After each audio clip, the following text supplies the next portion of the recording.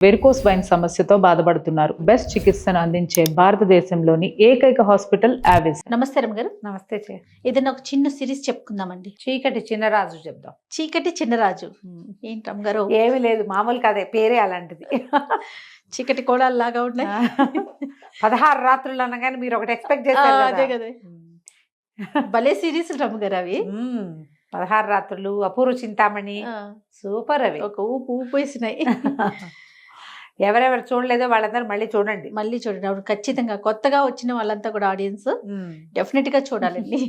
సరే, చీకటి చిన్నరాజు ఎవడు వాడు, ఏమిటి కథ? పూర్వం కళ్యాణి రాజ్యానికి ధర్మపాలుడు అని ఒక రాజుగారు ఉండేవాడు. ఆయన భార్య మణిమాల. చాలా కాలం సంతానం లేదట. అయితే ఒకనాడు ఈయన వేటకెళ్తే కొంచెము వేట ప్రోగ్రాం అంతా హడావిడిగా ముగుస్తూ ఉండగా ఈయన కొంచెం పక్కకి వెళ్ళిపోయాడు సైన్యం నుంచి. మామూలుగా వేటకి వాటికి ఎట్లా వెళ్తారు, గుంపు ఉంటారు రాజుగారి వెనక. దేన్నో చూసి వేట తమకం. వేట ఏంటంటే అది ఒక పిచ్చ కింద ఉంటుంది అనమాట. ఏదైనా కనపడింది అనుకో దాని వెనకాల పరిగెడతారు. వెనకాల ఎవరైనా వస్తున్నారు రావట్లేదు చూసుకోరు. అవును, అది చూసుకొని తనంతో ఈయన ఎక్కడికో వెళ్ళిపోయాడు అడవి మధ్యలోకి. వెళ్ళిపోతే ఈ అడవి మధ్యలో ఇంకా పులి దాడి చేసేసింది ఈయన మీదకి, వెనక్కి తిరిగేసింది. ఆ సమయంలో ఏమైంది, ఈయన బాణం వదిలేసరికల్లా ఈయన కంటే ముందే ఇంకో బాణం తగిలింది ఆ పులికి. అది ఎవరా అని చూస్తే దూరంగా ఒక చోట నిలబడి ఉన్న ఒక ధానుష్కుడు ఒకడు బాణం వేస్తూ కనపడ్డాడు. సరే వెళ్ళి చూసేసరికల్లా ఆమె ఒక స్త్రీ. రాజుగారి ప్రాణాలు కాపాడింది. ఆవిడ సౌందర్యవతి, యవ్వనవతి, బాగుంటుంది. రాజుగారు ఎవరు ఏమిటి అని కనుక్కుంటే అక్కడున్న శంబర రాజ్యానికి రాకుమార్తెని, మా అన్నయ్య మేము వేటకు వచ్చాం, నేను కొంచెం యువతలకు వచ్చాను, మా వాళ్ళు వెనకాల ఉన్నారు, మీ ఇది కనపడింది, మీరు పులిని తరుముకుంటూ వచ్చారు, పులి మీ మీదకి దూకపోతుందని బాణం వేశాను అని చెప్పింది. ఆ అమ్మాయి పేరు సుమరేఖ. ఆవిడ అన్నయ్య రాజవర్మ. ఈయన ఆవిడ సౌందర్యానికి పడిపోయాడు. ఓకే, ఆమెను వివాహం చేసుకుంటానని అడిగాడు. అడిగేసరికల్లా ఈవిడేమంది, ఇట్లా కనపడంగానే పెళ్లి చేసేసుకుంటారా అంటే, కాదు నేను వివాహితుడినే, నేను రాజు ఇంకో 2-3 పెళ్ళిళ్ళు చేసుకోవచ్చు, నువ్వు నా ప్రాణాలు కాపాడావు, నీ సౌందర్యము నాకు నచ్చిందని ఆవిడ్ని తీసుకొచ్చాడు. తనతో పాటు తీసుకొచ్చి పెళ్లి చేసుకున్నాడు. ఆ కాలంలో ఇది మామూలే కాబట్టి రాణిగారు ఏమనలా.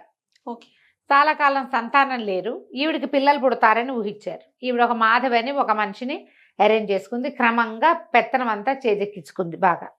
మణిమాలాదేవి ప్రశాంతంగా నిశ్శబ్దంగా ఉండేది. ఇంతలో ఒక కొత్త వార్త వచ్చింది. ఏమిటంటే ఇంతకాలం పిల్లలు లేని మణిమాలాదేవి గర్భవతి అయింది అని.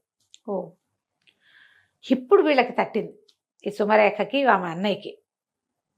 ఇప్పుడు రాణిగారికి అంగరంగ వైభవంగా సీమంతం చేస్తారు. పొద్దున ఆవిడ కుమారుడు పుడితే వాడు రాజు అవుతాడు. అంతే. ఇప్పుడు రాజుగారి ప్రేయసే సుమరేఖ. ప్రియ భార్య కానీ ఉత్తరాధికారి కాదు. ప్రజలు ఒప్పుకోరు. రాజు ఇంకా మరి ఇప్పటిదాకా గర్భవతి కానీ సడన్గా సంతానం అనేసరికి సంతానం మీద వ్యామోహం ఎవరికైనా ఉంటుంది. రాజ్యానికి ఉత్తరాధికారి. దాంతో వీళ్ళకి ఏమనిపించింది, ఎలాగైనా ఈవిడ్ని తప్పించాలని ఏం చేశారు, ఆ సైన్యాధిపతి అతని పేరు ఏదో సమరపాలుడు లేదా సమర భూపతి అనుకుందాం, ఈయన ధర్మపాలుడు కదా, ఆ సమర భూపతికి ఒక ఉత్తరం వచ్చింది. ఏమని, మణిమాలాదేవి రాసింది, రాజుగారి ప్రవర్తన బాగుండలేదు, ఎక్కువగా ఆయన సుమరేఖతో గడుపుతున్నారు, మరి సుమరేఖ పరిస్థితి కూడా ఏదో, ఆ అమ్మాయి చాలా పెత్తనాలు అవి చెలాయిస్తుంది, ఒకసారి రండి మీతో మాట్లాడాలి అని రాణిగారు రాసినట్టు ఒక ఉత్తరం రాయించారు. ఉత్తరం చదువుకున్నటువంటి సమరవర్మ వచ్చాడు ఇక్కడికి, అంతఃపురానికి వచ్చాడు. ఈ ఉత్తరం పంపించే రోజుల్లోనే ఈవిడ రాజుగారికి చెప్పింది, ఏమిటో ఆవిడ గర్భవతి అని అదని, ఇన్నాళ్ళు కలగని సంతానం ఇవాళ ఎలా కలిగింది, మీరేమో ఎక్కువగా ఇక్కడ స్పెండ్ చేస్తున్నారు, అప్పుడప్పుడునే వెళ్తున్నారు ఆవిడ దగ్గరికి. ఆవిడ మీద కొన్ని మాటలు పుట్టినాయి. నా చెలికత్తెలు చాలామంది నువ్వెవరితోటి మాట్లాడావు మగవాళ్ళతో, మీ తోడుకోడలు అందరితోటి మాట్లాడుతుందని నాకు చెప్తున్నారు, సైన్యాధికారితోటి ఈవిడికి సంబంధం ఉందని రాజుకి హింట్ ఇచ్చింది. నేను నిరూపిస్తా, వీళ్ళిద్దరూ కలిసి ఉన్నప్పుడు నీకు నిరూపిస్తానని చెప్పింది. రాజు కొంచెం కాస్త ఆలోచిస్తున్నాడు, అవునా కాదా, ఇంతకాలం నుంచి కలుసున్నా, ఆవిడ చిన్నప్పుడే పెళ్ళయింది, ఆవిడ ఎప్పుడు అలాంటిది కాదు, ఇట్లా ఎందుకు వచ్చింది, ఈయనకి ఏమనిపిస్తుంది, నేను సుమరేఖతో ఎక్కువ గడుపుతున్నా, అందుకని ఈవిడేమైనా కొత్త వేషం వేస్తుందేమో అనిపించింది. ఈ ఉత్తరం చూసుకున్నటువంటి సమరవర్మ గారు వచ్చాడు.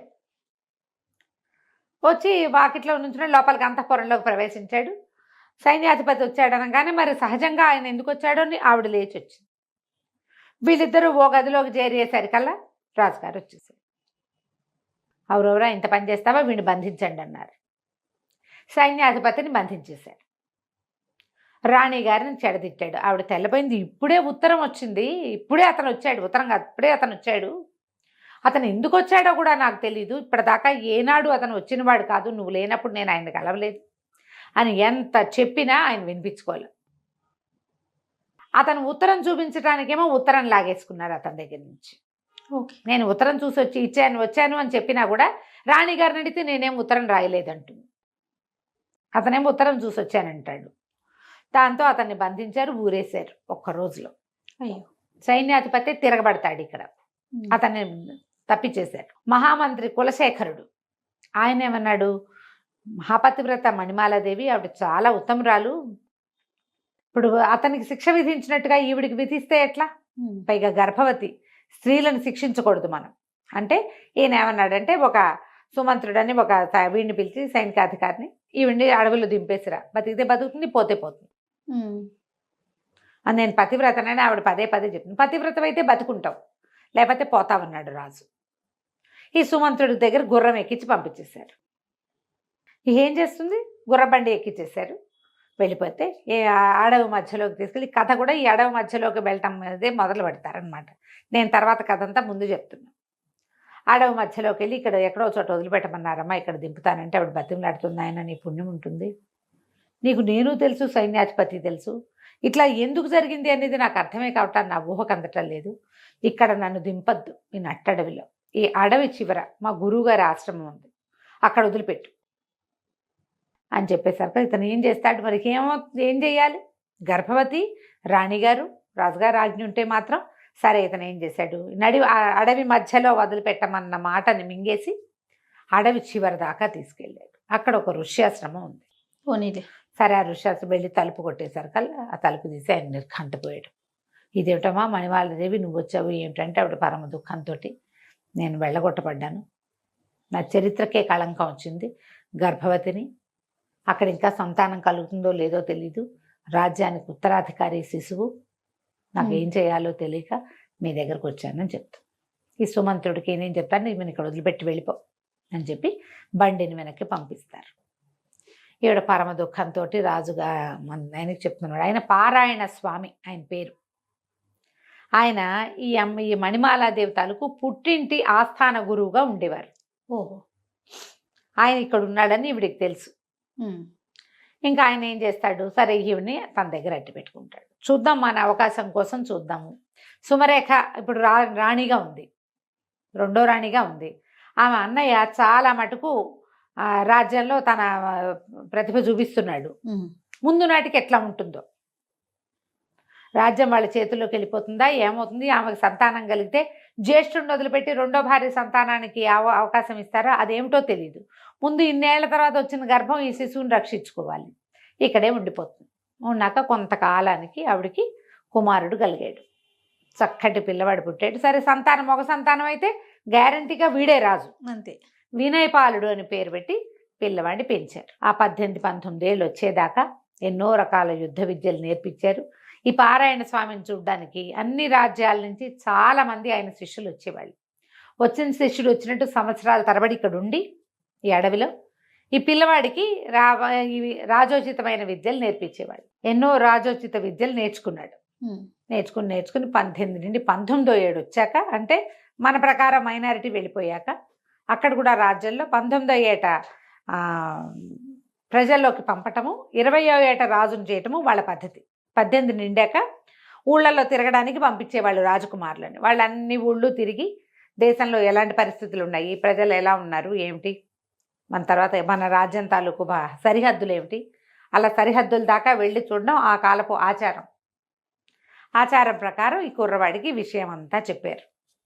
ఇది మన పరిస్థితి అని చెప్పి, నువ్వు వెళ్ళి నీ రాజ్యాన్ని వశం చేసుకునే పూచి నీది, ఏం చేయాలి ఎలా చేయాలో మేము చెప్తాం, అడవి చివరి నుంచి అడవి మొదట్లోకి మేము షిఫ్ట్ అయిపోతాం, నీకు అవసరమైతే ఏదైనా సహాయాన్ని మా సలహాన్ని నేను అందిస్తానని చెప్పాడు పారాయణ స్వామి. చెప్పాకే కుర్రవాడు మన వినయ్ పాలుడు ఏం చేశాడు, కొంత ధనాన్ని మూటగట్టుకుని ఈవిడ వచ్చేటప్పుడు కొంత బంగారం ధనం తెచ్చుకుంది. తర్వాత ఇక్కడి నుంచి వచ్చేటువంటి శిష్యులు కొంత డబ్బు చేర్చారు ఇక్కడికి. ఆ డబ్బు మూటగట్టి ఆ అబ్బాయికి ఇచ్చి పంపించారు. అతనికి ఒక గుర్రాన్ని అరేంజ్ చేశారు. గుర్రం వేసుకుని ఈ అడవంతా దాటి తర్వాత కాలంలో అమ్మ, తండ్రి, తల్లి, పారాయణ స్వామి కూడా అడవి దాటి ఇటు చివరికి వస్తారు ఊరు వైపుకి. కానీ ప్రస్తుతం ఇతను వెళ్ళాడనమాట. వెళ్ళి కళ్యాణి రాజ్యంలోకి ప్రవేశించాడు. ఈ కళ్యాణి రాజ్యంలో ఎలాంటి పరిస్థితులు ఉన్నాయంటే రాజుగారిని చంపేశారేమోనన్న అనుమానం ఉంది. ప్రస్తుతం రాజుగారు రాజవరమే ఉన్నాడు. సుమరేఖకి సంతానం కలగల. ఈ 18 ఏళ్లలో సంతానం కలగలేదు. రాజ్యం ఆవిడది. రాజుగారు తమ మాట వింటలేదని ఆయన్ని ఖైదు చేసి హౌస్ అరెస్ట్ చేశారని, అంతఃపురం లోపల భాగాల్లో ఎక్కడో ఆయన్ని బంధించారని చెప్తారు. కానీ ఆయన అయితే ఎవరికీ కనపట్టలే. చంపేశారన్న మాట కూడా ఉంది. ఓకే, చంపేశారో బతికుంచి ఉంచారో అది ఇంకా తెలియదు. అది కూడా ఈ అబ్బాయి కనుక్కోవాలి. సరే, ఇతను ఏం చేశాడు, వెళ్ళి ఒక పేదరాశి పెద్దమ్మ ఇంట్లో చేరాడు. ఆవిడకి ఏం చెప్పాడంటే, ఆవిడ బాగా పాత రోజుల్లో బాగానే ఉండేది. ఇప్పుడు ఆవిడ దగ్గర ఏం లేదు. బయట నుంచి వచ్చే జనాలు కూడా ఎవరు లేరు. పెద్దమ్మ, సరుకులన్నీ తెచ్చి పడేస్తా, నాకు వండి పెట్టు, నువ్వు కూడా హాయిగా తిను, నేను ఎందుకు వచ్చాను, ఏం చేస్తాను లాంటి పడక్కు, నీకు తిండి కావాలి, అది నేను పెడతా అని చెప్పి సరేనని ఒప్పుకుంటూ వీడు ఏం చేశాడని సరుకులు తీసుకొచ్చి పడేశాడు. చక్కగా కమ్మగా వండి పెట్టేది, హాయిగా తినేవాడు. రాత్రిపూట పెద్దమ్మ కూడా చాపేసుకుని వీడు పక్కనే పడుకునేది. కానీ వీడు మంచం మీద పడుకునేవాడు. చల్లగా అర్ధరాత్రి అయ్యేసరికి ఊళ్ళోకి వెళ్ళేవాడు. ఊళ్ళో తిరుగుతూ ఉండేవాళ్ళు. అయితే ఇక్కడ రకరకాల పరిస్థితులు నడుస్తున్నాయి ఊళ్ళో. ఎప్పుడైతే రాజుగారు లేకుండా రాజుగారి బావమరిది రాజు అవుతాడో ప్రజలకు ఒక అసంతృప్తి ఉంటుంది. మధ్య మధ్యలో చిన్న చిన్న దొంగతనాలు, దారి దోపిళ్ళు అవి జరుగుతూ ఉండేవి. ఈ దోపిళ్ళని వాటిని అరికట్టడం కోసం కొంతమంది పూర్తి పాత రాజుగారి సేవకులు ఉంటారు. ఏమంటారు, నమ్మిన బంట్లు, వాళ్ళు తిరగబడతారు ఎక్కడో చోట. వీడు రాజు ఏంటి, వీడు అసలు మన రాజ్యం కాదు, వీడిదేమో అదేదో పల్లెటూరు వాడు, అంటే వీళ్ళు ఏమనాలి, ట్రైబ్స్ వాళ్ళు. వాడొచ్చి మన మీద రాజ్యం చేయటువంటి, మనకొక రాజ్యం, మన రాజ్యానికి ఒక పద్ధతి ఉందని ఇట్లా మధ్యలో నగరి జనాలు మాట్లాడుకుని తిరగబడేవాళ్ళు. దాన్ని అణచడానికి రాజవర్మ చాలా ట్రై చేసేవాడు. ఒక పెద్ద గుంపుల్ని కాపలా పెట్టేవాడు. రాత్రిపూట ఎక్కడ ఏ అల్లర్లు తలెత్తకుండా. ఈ అబ్బాయి ఏం చేసేవాడు, వినయపాలుడు ఊళ్ళో అంతా తిరిగి ఊళ్ళో పరిస్థితులు ఒకటి చూసుకుంటూ వచ్చేవాడు.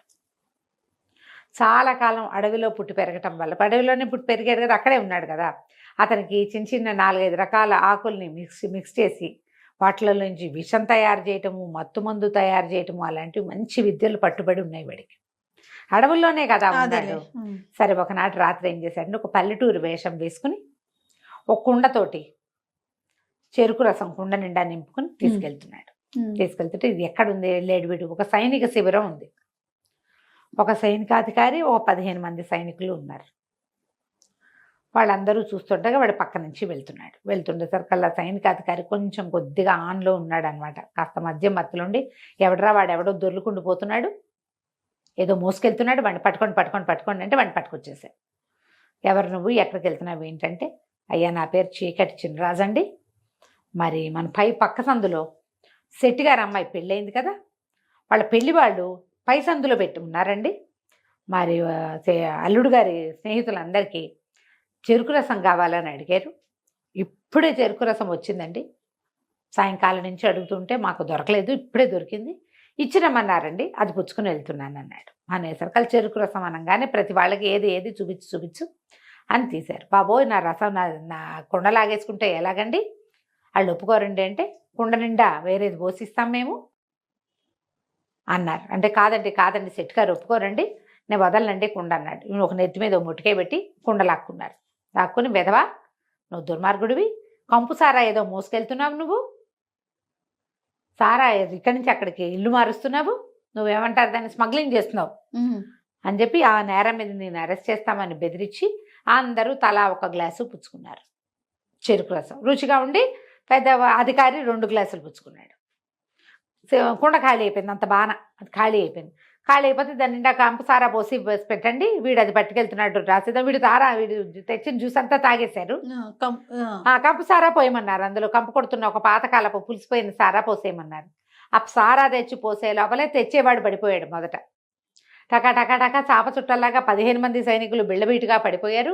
అందరికంటే అధికంగా సేవించిన అధికారి గారు కుర్చీలో కూర్చోవాడు, అదే పాళంగా పడ్డాడు. కుర్రాడు ఏం చేశాడు, మొత్తం అందరికీ టకా బట్టలు వదిలేసాడు, బట్టలన్నీ మూటకట్టేశాడు. అక్కడి నుంచి పడితే వచ్చేటప్పుడు ఇది పెద్ద బానక అక్కడ చిన్న బాక్స్ లాంటిది భుజా చేతుకున్న సంచిలో తెచ్చాడు. అందులో ఏంది కాటిక మసి వీళ్ళందరి మొహాలకి పులిమేశాడు. అందరూ లాగులతోటే ఉన్నారు, ఏం లేవు, బట్టలకి అక్కడే ఉండి వేసుకుంటారు. బట్టలన్నీ మూటకట్టేసి అందరికీ చేతులు వెనక్కి పెట్టి కట్టేశాడు. ఆడ కూలబెట్టి అందరినీ లైన్గా కూర్చోబెట్టి వెళ్ళిపోయాడు. ఆ మత్తులో ఎవరేం చేస్తున్నారో వాళ్ళకి ఏం తెలీదు. వాళ్ళు ఏం చేశాడు, వెనకాల ప్రతి వాళ్ళకి మసితోటి చీకటి చిన్నరాజు అని రాశాడు. వెళ్ళిపోయాడు. ఈ బట్టల మూట మోసుకుంటూ వెళ్తుంటే ఏమనుకుంటారు, చాకళ్ళు వెళ్తున్నారు అనుకుంటారు. అక్కడ ఒకళ్ళిద్దరు సైనికులు కనపడ్డారు, కానీ బట్టలు మోసుకెళ్ళేవాడిని ఏమంటారు, తెల్లవారుజామున చెరువులకు మోసుకెళ్ళే వాళ్ళు ఎవరో పట్టుకుపోతున్నారు అనుకున్నారు. బట్టలన్నీ తీసుకెళ్ళిపోయి పేదరాశి పెద్ద ఇంట్లో దాచేసి పడుకున్నాడు వీడు మాట్లాడకుండా. ఓ 3-4 గంటలు నిద్రపోయి తెల్లారాక వచ్చేసాడు ఇక్కడికి మామూలు బట్టల్లో. ఇక అక్కడ ఏం జరిగిందో మనం వచ్చే భాగంలో విందాం. చాలా బాగుంది అమ్మగారు, ఇంట్రెస్టింగ్ గా ఉంది. నమస్తే అండి. నమస్తే జయ. సుమన్ టీవీలో మీ పర్సనల్ అండ్ బిజినెస్ ప్రమోషన్స్ కోసం కింది నెంబర్కి కాంటాక్ట్ చేయండి.